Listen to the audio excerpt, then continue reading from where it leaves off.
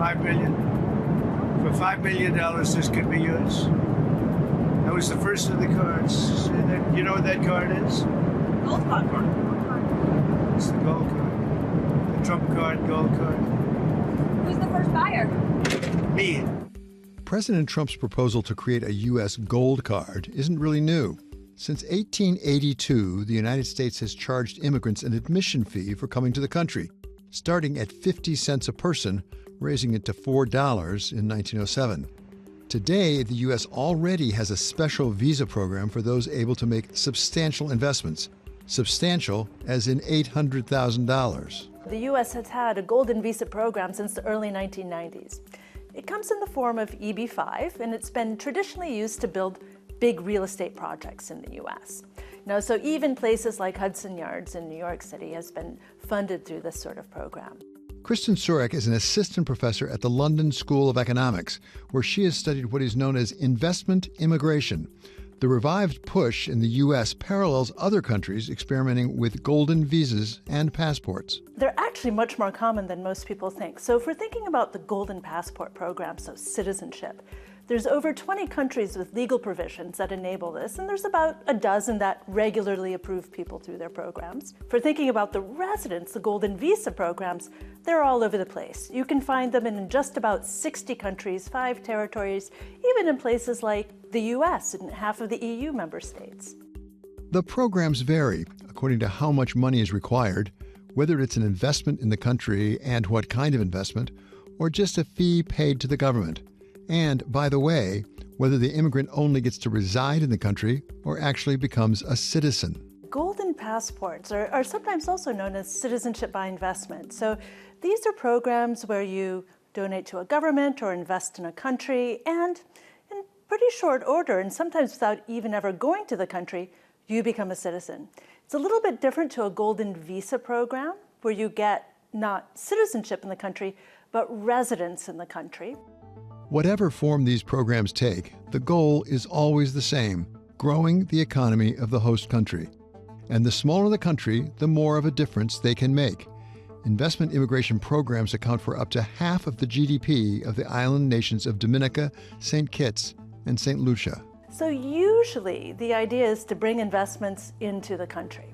Now, if we're talking about very, very small states, and usually they're the ones who are doing the citizenship programs, the amount of money that a government can bring in through these programs can be absolutely enormous. So some countries see well over 30% of GDP coming in through these programs. Now, if you're thinking about the golden visa programs where you're just getting residents, we're often talking about much bigger economies. In terms of what countries get out of it, we'll be more targeted if we're looking at those investments. But that's where the math doesn't always add up. One immigrant's investing can be one local citizen's crowding out, as in real estate. Take Spain, for example. We've seen Spain shut its program down, Ireland shut its program down, the UK shut its program down. And if you're only approving a couple hundred, people per year, a couple hundred applications per year, is it really worth it to keep on the books, given the potential risks involved? Spain's scramble for investment began after the European debt crisis of 2009. Since the start of its program in 2013, Spain granted more than 15,000 visas tied to real estate investment. From 2016 to 2023, the program generated $10 billion in investments, but that also helped drive up property values. A invertir en innovación, a dinamizar nuestro tejido productivo y no para quienes simplemente buscan especular con un bien como es la vivienda. Spain shut down its program as of April, but even as countries like Spain have cut back, others, like New Zealand, are ramping up. We've had about 200 people apply, which is about 150 more than applied in the previous 2 years, so it's becoming more and more popular. Stuart Nash is a former Minister of Economic Development in New Zealand and is now a principal in Nash Kelly, which works to attract high net worth individuals to the country. What are the requirements? Yeah, so there are two categories. We've got the growth category, and you've got to invest 5 million Kiwi, which is about 3 million US. And then we've got one called the balance category, which you've got to invest 10 million Kiwi, which again is about 6 million US. You've got to do that over 6 months.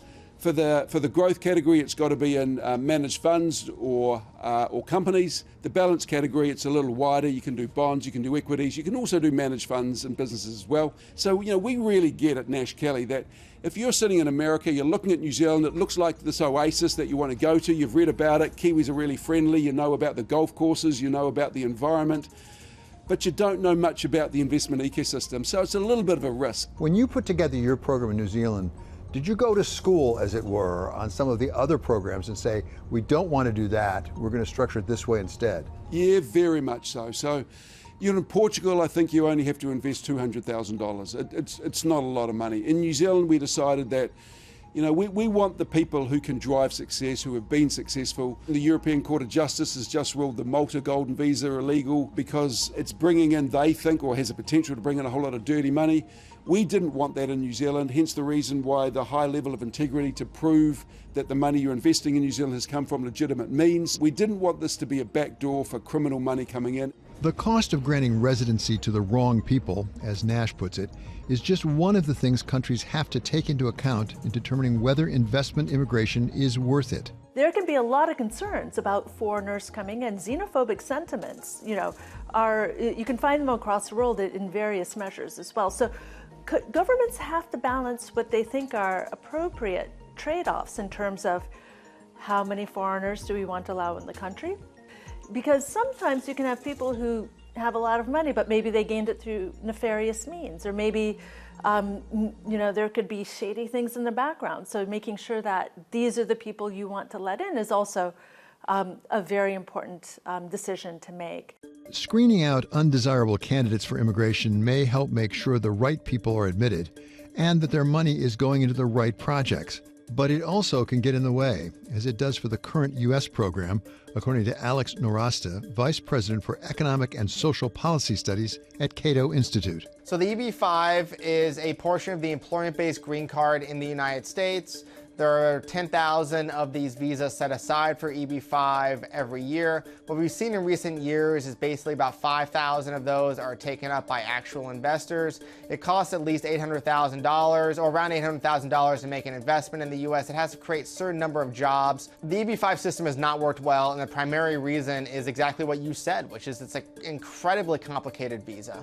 It's very burdensome to work through. So it's really suffered under this incredible burden of red tape that just keeps piling on decade after decade in the United States. President Trump's gold card idea would cut through much of this by simply putting a price tag on admission into the country. We don't know all the details of President Trump's gold card proposal. It hasn't been passed into law by Congress, and he doesn't have the legal authority to issue green cards based on this. But as far as we know the details, it would be selling lawful permanent residency, also known as a green card, in exchange for a $5 million fee paid to the U.S. government. This is a fee paid. This is not an investment. This is not an investment that these foreigners would get to own in the United States, but it is a straight-up fee paid to the United States government of $5 million. If in truth Congress were to adopt this approach and pass legislation, so it was legal, could it make a material difference to the debt or the deficit of the United States? It's very unlikely that selling gold cards like this would make a material large difference to the U.S. deficit or U.S. spending. For one, the price is way too high. But Nowrasteh does think that the president may be onto something, creating a market for U.S. admission and letting Adam Smith do the rest, something suggested some time ago by Nobel Prize-winning economist Gary Becker. Our fiscal problems go far beyond what can be resolved by selling a gold card. However, if the price were a lot lower, if the price were, say, like $100,000 or $200,000, I think you could see a large increase in the number of wealthier immigrants coming to the United States to settle. That would produce extra economic activity here that the government could tax, and there would be a huge increase in visa fees paid to the U.S. government. So I think, ironically, the only way that we could actually make a difference in the deficit through such a scheme would be by lowering the price dramatically. If you had total control and could design any system that you wanted, what would it look like? I'd probably go back to the 19th century and make it just incredibly easy for people to come to the United States lawfully, so long as they aren't a criminal or a national security threat or are sick. But if I have to charge a price, if I have to have a restriction on the number of immigrants coming to the U.S., I would charge a price. I would sell visas. This is sort of economics 101. If you have scarcity of a good or service, that good or service can be efficiently allocated only through the pricing mechanism, only by charging a price, and only by allocating those visas to those who are willing to pay the price. So charging a price for a visa is a very good way to allocate them to people who really want it. How do we make sure we get the right people in? So what a pricing system does is it internalizes the costs and benefits of these decisions to the people who actually make them. And as a result, we're going to get a much better mix of people selected by the market economy who can do much better here in the United States than those who could be selected by Congress. Nowrasteh says that a market-based system could even help address the country's struggles with illegal immigration by providing a legal path. A market-based system would undermine illegal immigration into the United States because it would give an avenue for even low-skilled immigrants like illegal immigrants to come here lawfully. Currently, what we see is that illegal immigrants pay upwards of $10,000 in smuggling fees to come to the United States, and they don't even have a guaranteed way to stay, so it's a highly risky investment. If instead those individuals could borrow money or could get loans from their family members or could otherwise save up wages in their own country, then they can buy one of these green cards, come to the United States. They don't have to come illegally. You actually have a goalpost where if they make a certain amount of money in their home country, they could afford to buy one of these visas and come here. It would really undermine the black market. It would undermine human smuggling. It would destroy those markets, and it would allow a way for even low and mid-skilled workers to be able to come here, because ultimately it's just a price. It's just amount of money. You and I, we're not super wealthy individuals in the U.S., but we can borrow money for economic activities. I think that banking systems throughout the world, the financial institutions, would be falling over themselves, head over heels, to give loans to these individuals to buy green cards, to come to the United States, to be able to work, because the returns on them are so high. These people would be willing and able to repay them. There are enormous market and profit opportunities for them. This is something that would be a boon to the U.S. financial system, to the workers involved, and to the U.S. economy at large. The American economy runs on immigrant labor and benefits from the fruits of globalization. In The Wealth of Nations, Adam Smith wrote that it is not from the benevolence of the butcher, the brewer, or the baker that we expect our dinner, but from their regard to their own interest. If residency in the country is the dinner, markets might set the right price for immigrants to pay.